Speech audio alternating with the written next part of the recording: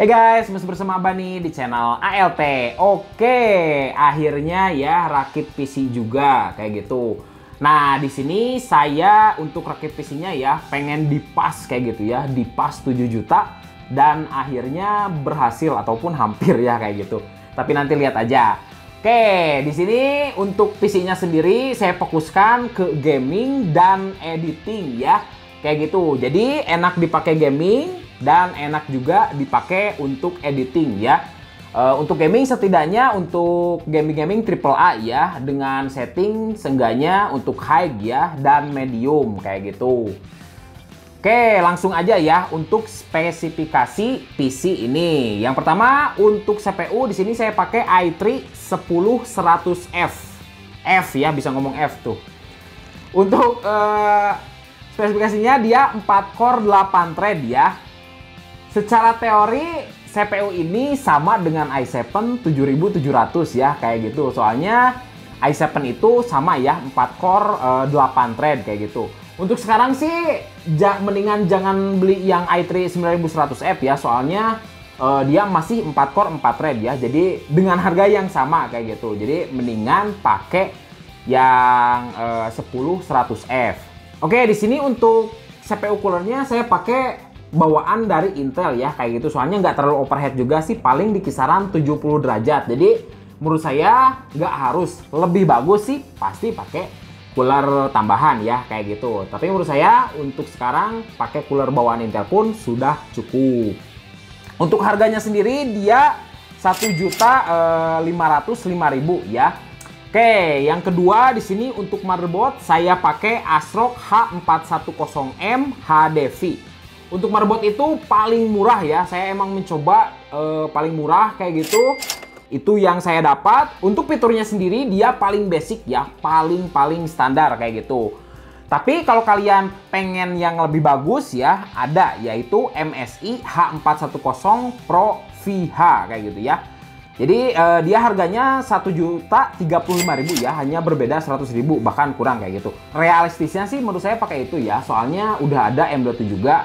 Untuk di sini kenapa saya pakai yang ini? Balik lagi ke harga kayak gitu ya, pengen dimentokin. Oke, untuk B46 ya kayak gitu menurut saya terlalu mahal ya kalau dipasangkan dengan i3 10100F ya, kecuali kalau kalian pakai i5 ataupun pengen gampang di-upgrade, lebih bagus pakai B46. Cuman untuk di sini ya, terutama kalau emang nggak ingin di-upgrade juga ya, untuk H41 pun menurut saya udah cukup. Oke, yang ketiga adalah RAM ya. Di sini untuk RAM saya pakai Patriot Piper 2x4GB 2666 MHz kayak gitu. Untuk 8 GB game sebenarnya cukup ya untuk menengah ke bawah. Cuman untuk editing lebih bagus pakai yang 16 GB kayak gitu. Untuk 16 GB saya juga udah coba cari ya. Di situ saya nemu T-Force Vulcan Z 2x8 GB 3000 MHz. Oke, untuk i3 ini sebenarnya maksimal hanya 2666 MHz. Cuman karena harga yang 3000 MHz itu beda dikit bahkan sama, menurut saya nggak masalah ya kalau pakai yang 3000 MHz. Walaupun emang nggak akan kepake ya masalah 3000 MHz tersebut. Tapi kalau emang harganya sama, mendingan pakai yang itu aja. Intinya untuk RAM yang paling penting sih dual channel ya kayak gitu, soalnya performanya cukup berpengaruh. Oke, yang paling utama dalam game adalah PGA ya kayak gitu. Jadi langsung ke nomor 4. Untuk PGA di sini saya pakai Colorful GTX 1650 Super ya, Super. Saya dari dulu selalu bilang ya, jangan beli 1650 yang biasa. Entah itu yang GDDR5 ataupun GDDR6.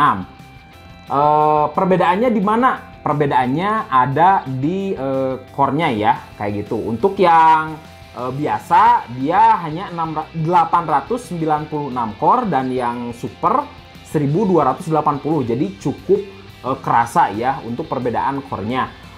Walaupun kamu pakai 1650 Super yang biasa versi tertinggi, tapi tetap ya bakal lebih bagus 1650 Super yang versi terendah. Jadi untuk PGA saya sarankan hindari 1650 kayak gitu, soalnya harganya juga hanya berbeda sedikit-sedikit. Oke, lanjut untuk penyimpanan. Di sini untuk penyimpanan saya pakai SSD Adata SU650 yang 120 GB. Oke, kenapa ya saya pakai yang 120 GB? Balik lagi karena mengejar harga ya, kayak gitu. Lebih bagus pakai yang 240 GB. Cuman kalau emang kurang ya kayak gitu pakai hard disk.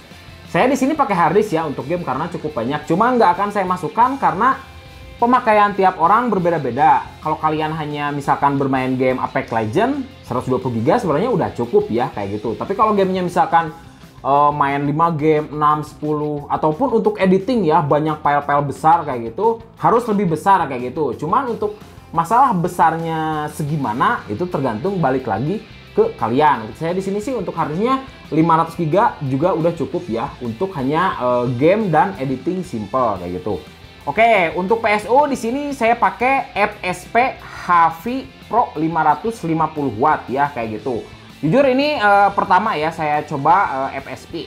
Tapi dari teman-teman YouTuber lain katanya bagus kayak gitu. Setelah saya coba lumayan ya. Dan lagi versi ini saya dapat yang kabelnya warna hitam.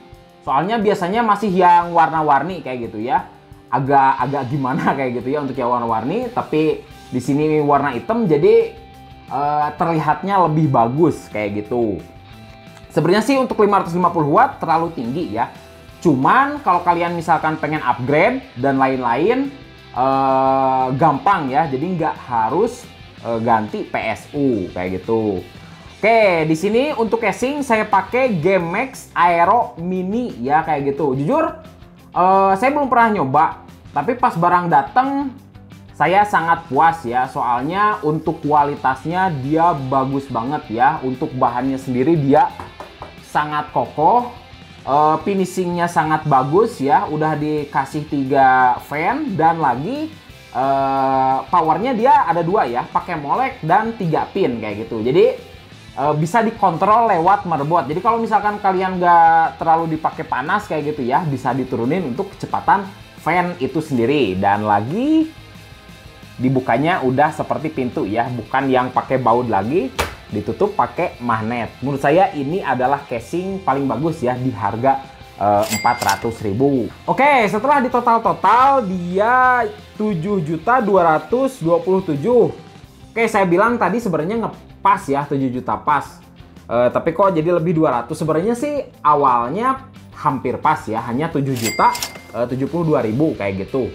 Minggu lalu, soalnya saya beli minggu lalu ya, baru bikin video sekarang. Cuman pas dilihat lagi ternyata untuk CPU dan PGA dia naik kayak gitu, makanya agak repot ya, soalnya jadi lebih mahal kayak gitu. Tapi intinya untuk kedepannya pun ya, untuk 1 minggu kemudian, 1 bulan kemudian, kemungkinan bisa naik, kemungkinan bisa murah kayak gitu ya. Makanya cek aja secara berkala ya untuk tiap part-part tersebut. Tapi kalau kalian punya budget lebih ya kayak gitu, saya sarankan pakai yang opsi satu lagi ya. Bedanya nggak nyampe 1 juta kayak gitu, tapi dia akan lebih maksimal ya untuk masalah performa kayak gitu. Seperti saya bilang di sini saya hanya ingin dipaskan ya 7 juta kayak gitu. Kalau kalian punya uang lebih, mendingan pakai yang opsi kedua. Oke, itu mungkin untuk spesifikasinya ya. Nah, sekarang kita langsung ke rakit PC dan ke tes game dan juga editing ya kayak gitu.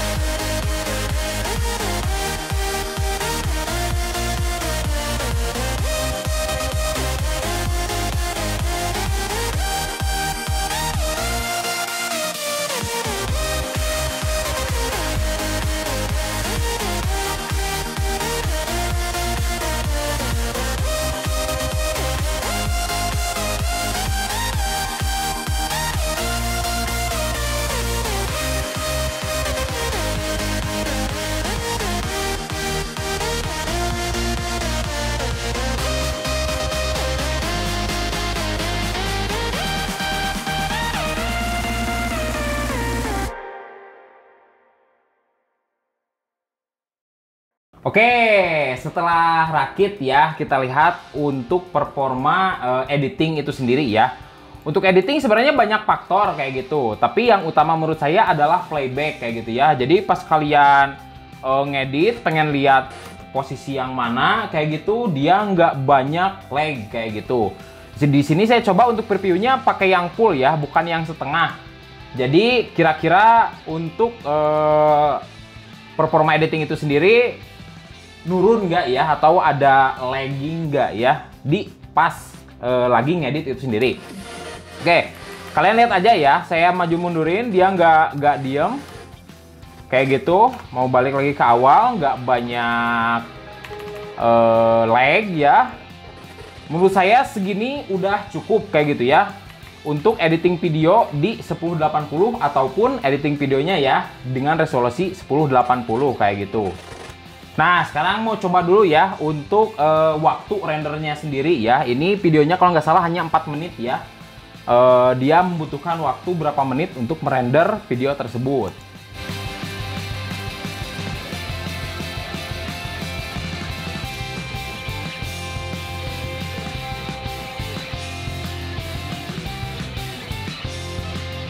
Oke, untuk waktu renderingnya cukup cepat menurut saya ya. Soalnya ini hanya 7 juta juga dengan RAM yang hanya 8 GB. Makanya bila kalian lebih fokus ke editing ya, RAM-nya yang 16 GB kayak gitu. Ini juga ya karena dia udah 8 thread ya, berbeda dengan i3 yang sebelumnya yang hanya 4 thread, sangat-sangat membantu ya untuk proses editing itu sendiri. Oke, itu untuk editing ya. Sekarang lanjut ke gaming. Oke, game pertama yang saya coba di sini adalah Need for Speed Heat ya. Soalnya biasanya dapat FPS-nya nggak terlalu besar, tapi di sini seperti kalian lihat dia udah di atas 60 FPS ya kayak gitu. Untuk settingnya sendiri ya, saya di high kayak gitu. Kalau di ultra paling turun-turun dikit kayak gitu. Tapi menurut saya cukup bagus ya untuk kualitas dari game ini. Kalian lihat aja. Ini udah ultra ya. Dengan PC 7 juta udah dapat setting yang ultra. Menurut saya di setting high juga udah cukup ya kayak gitu. Detailnya udah sangat terlihat kayak gitu.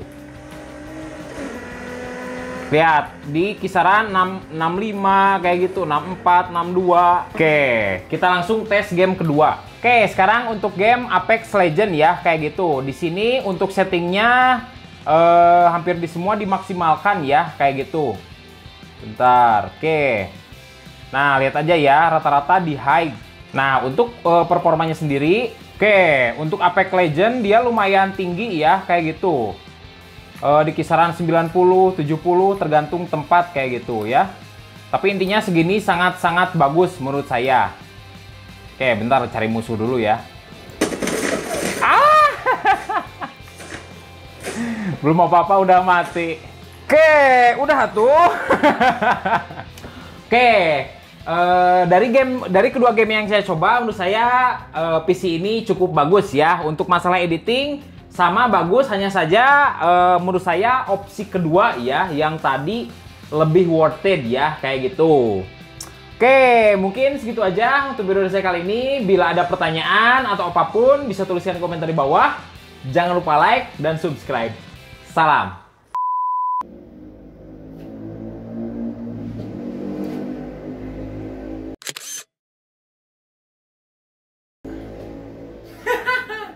Here.